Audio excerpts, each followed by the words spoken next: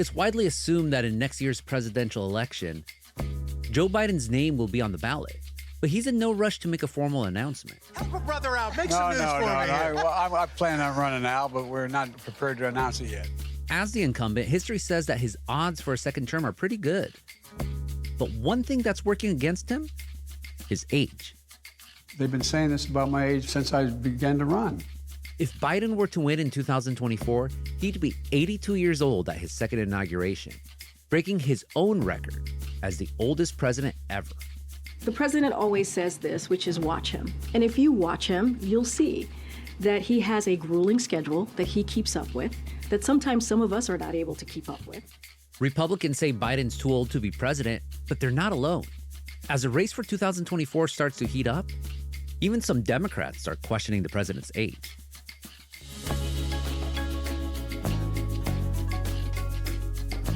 I'm Gustavo Arellano. You're listening to The Times, essential news from the LA Times. It's Wednesday, April 19th, 2023. Today, how Biden's age may impact next year's election and how our views of aging has changed since George Washington left the presidency at the whippersnapper age of 65.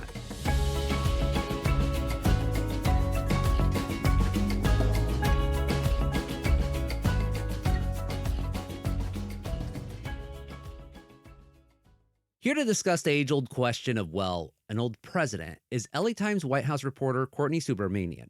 Courtney, welcome to the Times. Thanks for having me. Okay, so at this point, it's basically a given that President Biden's going to run for re-election. We just don't know when an official announcement's going to come, but we are getting a little bit more clarity on how people are going to react to the news. So to what extent will Biden's age be an issue for voters?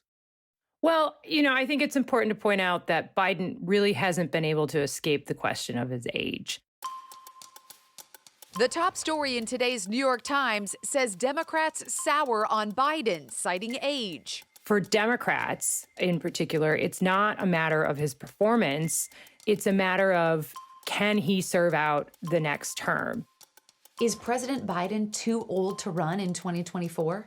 Polling has consistently sort of reflected that, right? I am concerned about his health. I'm concerned about his stamina to be able to go the long haul.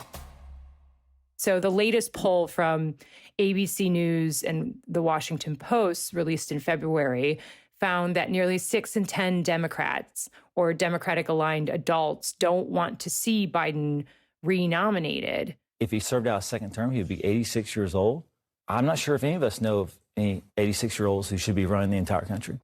But many of them would still cast a ballot for Biden against a Republican like former President Donald Trump or Florida Governor Ron DeSantis, who are the two leading candidates for the Republican Party at this point. Do we know how Biden feels about people who say he's too old to run again? Well, he's vented a lot privately and publicly about this. I think it's a legitimate thing to be concerned about anyone's age, including mine. I think that's totally legitimate. But I think the best way to make the judgment is to watch me. And his aides really bristle at the idea that this is something that plays a big role in conversations. And it is surprising that we get this question when you look at this record of this president and what he has been able to do and deliver for the American people. But, in my own reporting, it has consistently come up when I'm talking to allies, when I'm talking to Democrats, when I'm talking to voters. But I think it also really gets at the heart of what Biden hates the most, which is people who doubt him. Do you know any polling is accurate these days? You all told me that there's no way we were going to do well in this off-year election. I told you from the beginning we were going to do well. You all told me I couldn't win the general election. We did well.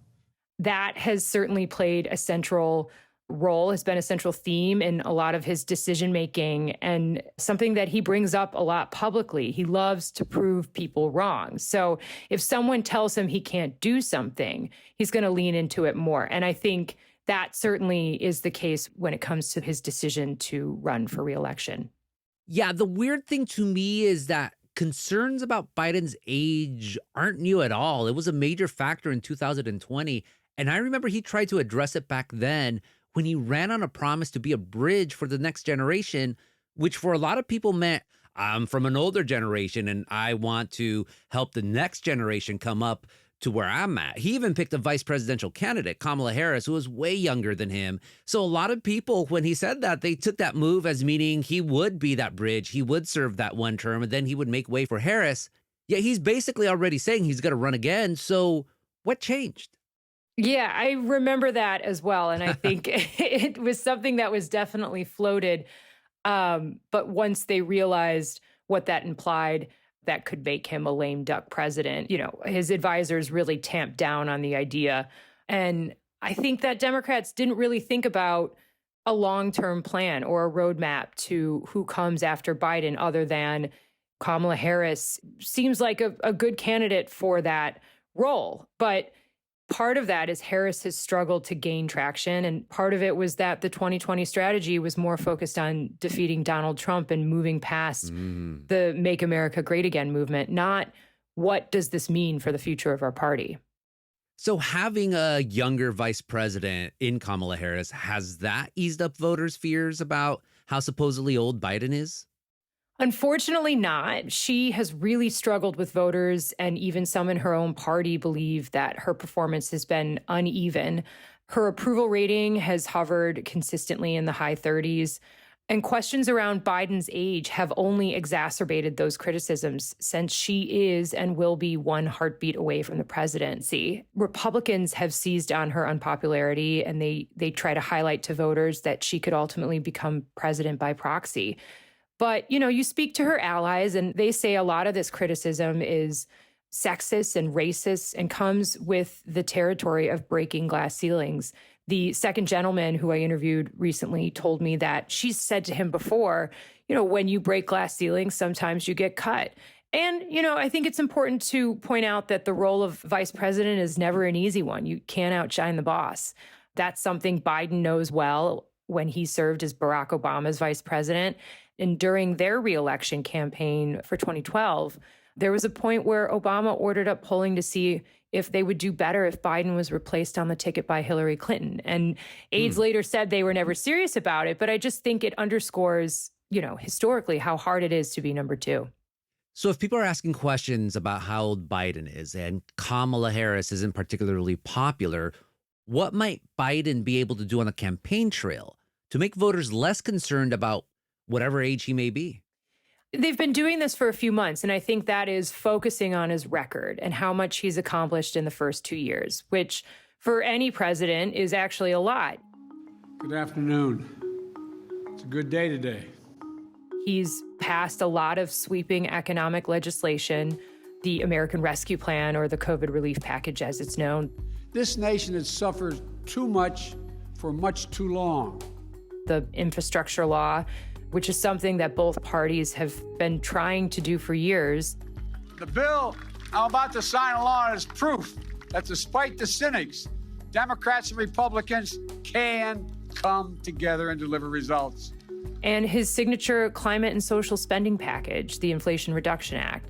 This bill will reduce inflationary pressures on the economy. The first major gun safety reform in 3 decades. Today, we say more than enough.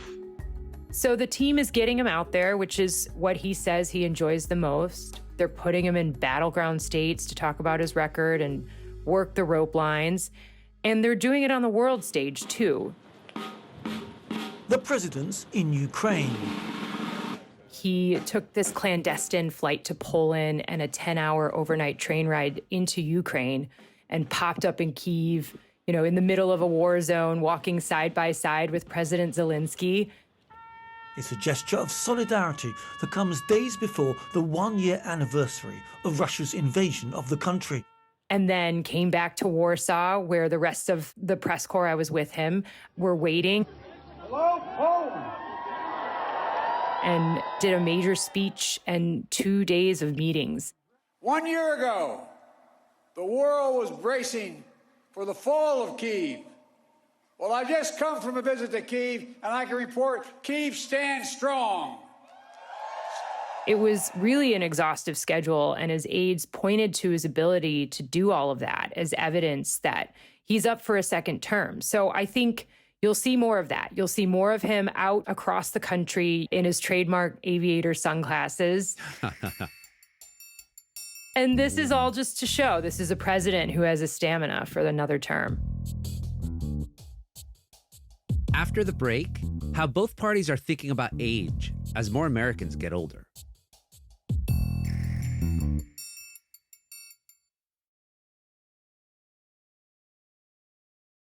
Courtney, while there's been a lot of slams about Biden's age from the right, you kind of mentioned it earlier, and let's be honest, a bunch of young progressives say the same things. Oh, Biden's old, get someone young in there, AOC in a couple of years. But if this bothers those voters so much, if I think you said 6 in 10 Democrats are concerned about the age of Biden, why haven't more candidates signed up to run against Biden in this coming primary? There's a sense that no one really wants to rock the boat.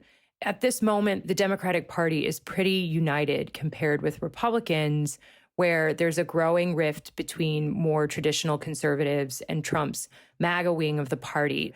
And then there's the question of who's the person to fill the void. One of the main problems is there's no clear answer as to who comes next when it comes to the Democratic nominee.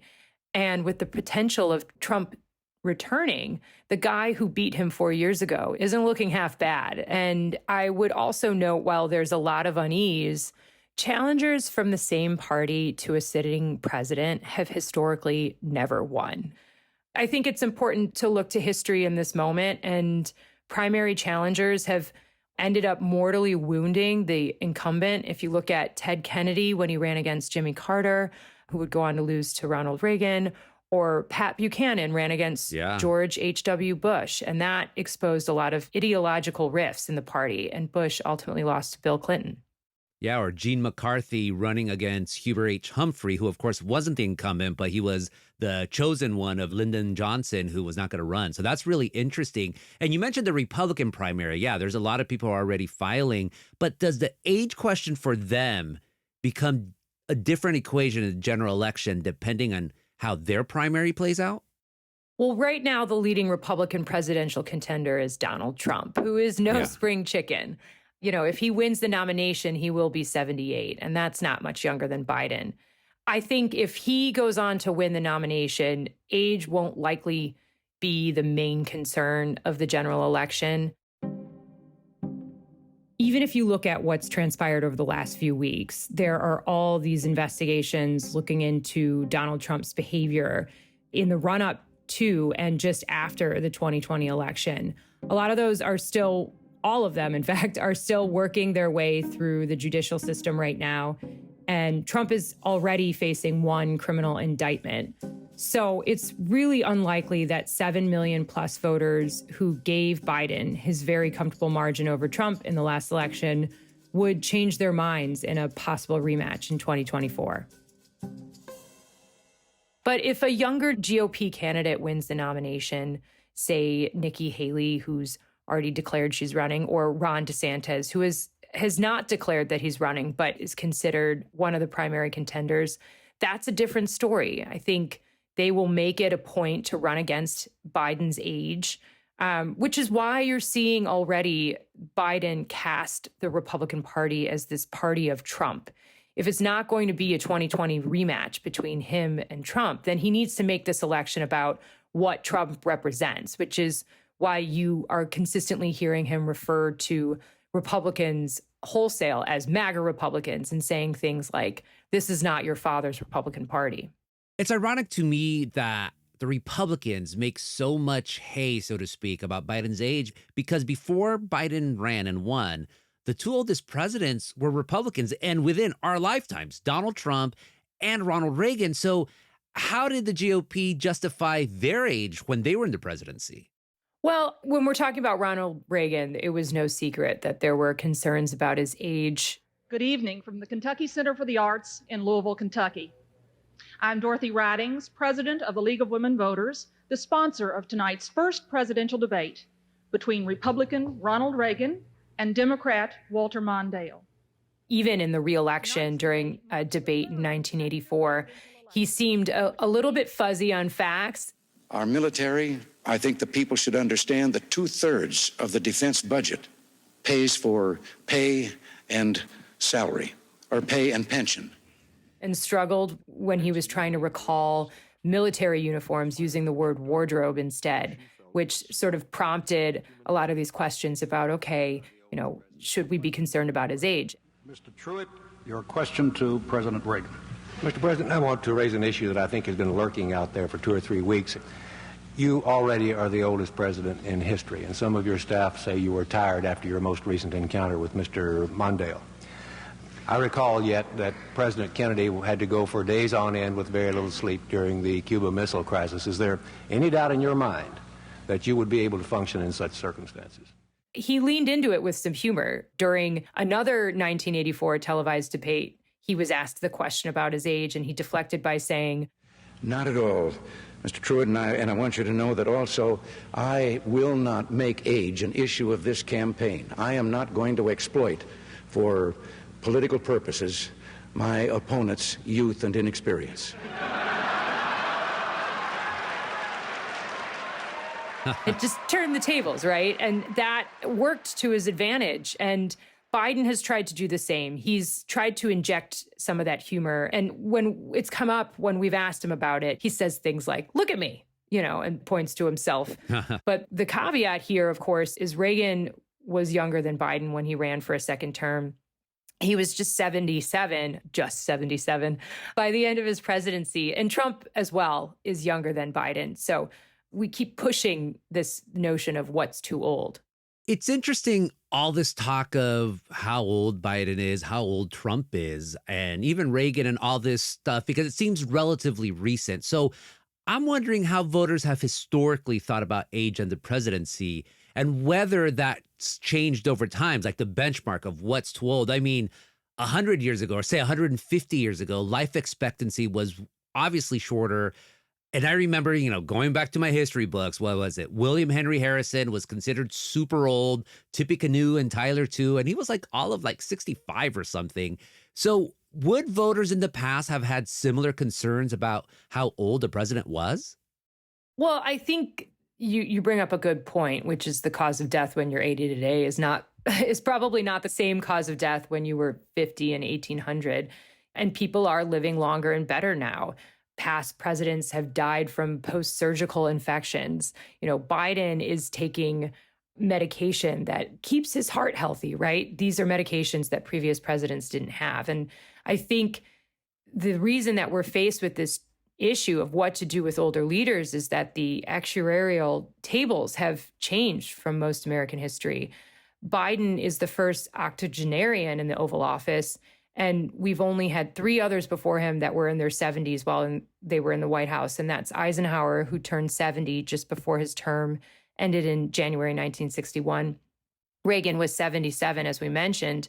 And Trump had been the oldest president on Inauguration Day. And so, as you said, I think that underscores what is too old. The average age of a president at inauguration is actually 55. For so long, I think voters were framing the question of, are they old enough, right? So if we look at John F. Kennedy, he was 43, Bill Clinton was 46, and Barack Obama was 47. The idea was, did they have the age and the experience? And with these last 2 presidents, it's a whole different ballgame. Coming up after the break, is it ageist to talk about Biden's age?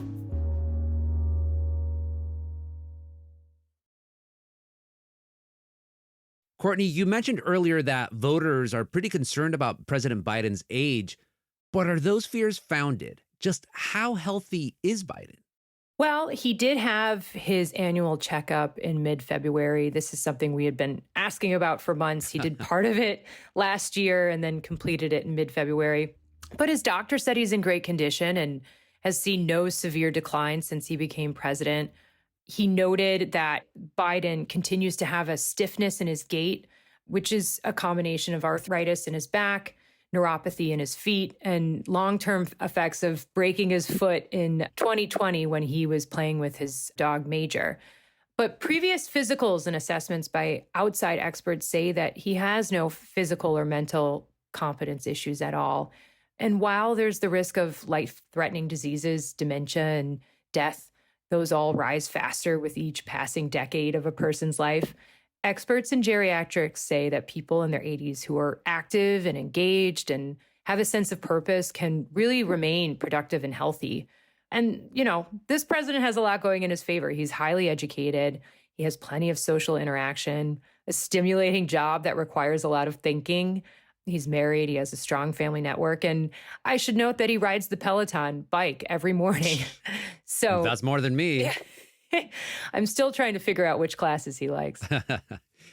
Yeah, up until this point, we've been talking about the pitfalls that Biden needs to sidestep when it comes to how old he is. But could Biden being an octogenarian actually be an asset? Yeah, I think his advisors argue that his persona as an elder statesman could help Democrats hold on to voters who see the party as changing too quickly or veering too far left. And I think you've really seen him lean into his more moderate tendencies as of late. As we approach the second half of his presidency, he wants to make sure that blue collar voters and folks in the center see that he is somebody who's not going to just wholesale embrace this progressive wing of the party.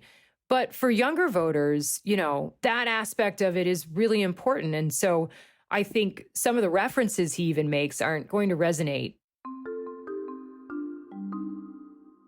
At the beginning of the presidency, there was talk about him achieving the legacy similar to FDR or LBJ, Lyndon Johnson. And those are references that just really won't speak to younger voters. So I think he really needs to remember to balance that. I think about Bill Clinton famously said of his challenger, Bob Dole, who was 73 when he challenged him, I don't think Senator Dole is too old to be president. It's the age of his ideas that I question. And I think that's what Biden needs to be aware of and his advisors are aware of, which is why we're seeing him try to appeal to some of the younger voters through some of his policies like student debt relief.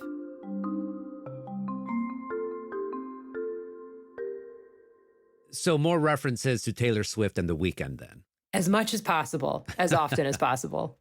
Meanwhile, as supporters of both Trump and Biden will say, don't pay attention to how old they are. There is one 2024 presidential candidate who is making no qualms about attacking that very idea. In the America I see, the permanent politician will finally retire. Shortly after Republican Nikki Haley launched her campaign for president, she called for a mandatory mental competency test for candidates who are over 75. We'll have term limits for Congress.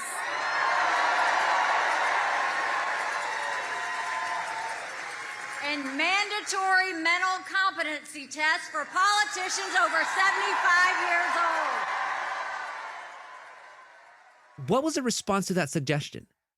Yeah, I think we get into tricky waters here. Biden didn't undergo a cognitive screening during his last physical, and experts are really divided about whether it's necessary for older adults. Some experts say doctors typically perform cognitive screening tests only when there is evidence of a problem. And so far, there hasn't been any evidence of that. I think people point to Biden's verbal slips or some of the gaffes he's made. And it's important to remember he's been doing that as long as he's been in office, because he's spoken openly about growing up struggling with a stutter and how that's informed his speech. So I think we need to look at this responsibly in reporting on the health of the people trying to lead our country.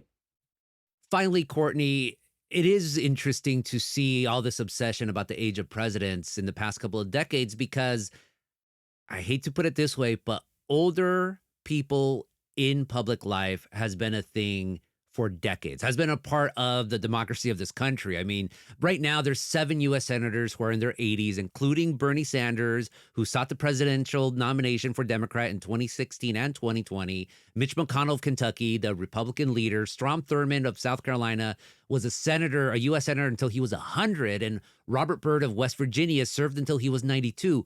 So is it ageist to talk about the age of a president, and specifically in this case, Biden?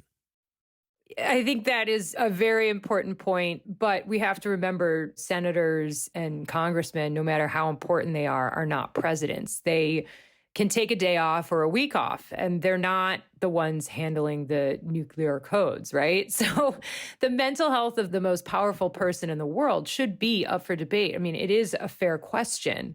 I think we need to think about how we talk about it. But the presidency is an enormously taxing job for a person half Biden's age. Biden himself said during the 2020 campaign that voters should consider his age as they make up their minds about their vote. You know, hopefully I can demonstrate not only with age has come wisdom and experience that can make things a lot better. Right. But look, that's for you all to decide, not for me to decide. And even beyond the realities of his health, Biden has repeatedly said that he's a great respecter of fate. And right now, fate is telling him that he's fit to serve a second term. Well, there you have it. Courtney, thank you so much for this conversation. Thank you. Thanks for having me.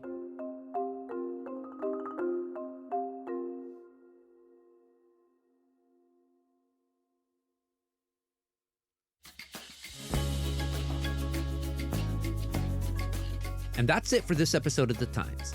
Essential news from the LA Times. David Toledo and Kasia Brasalian were the jefes on this episode. It was edited by Hiba El-Urbani, and Mark Nieto mixed and mastered it. Our show's produced by Denise Guerra, Kasia Brasalian, David Toledo, and Ashley Brown. Our editorial assistants are Roberto Reyes and Nicholas Perez. Our fellow is Helen Lee. Our engineers are Mario Diaz, Mark Nieto, and Mike Heflin. Our executive producers are Jasmine Aguilera, Shani Hilton, and Hiba El-Urbani, and our theme music is by Andrew. I'm Gustavo Arellano. We'll be back Friday with all the news and desmadre. Gracias.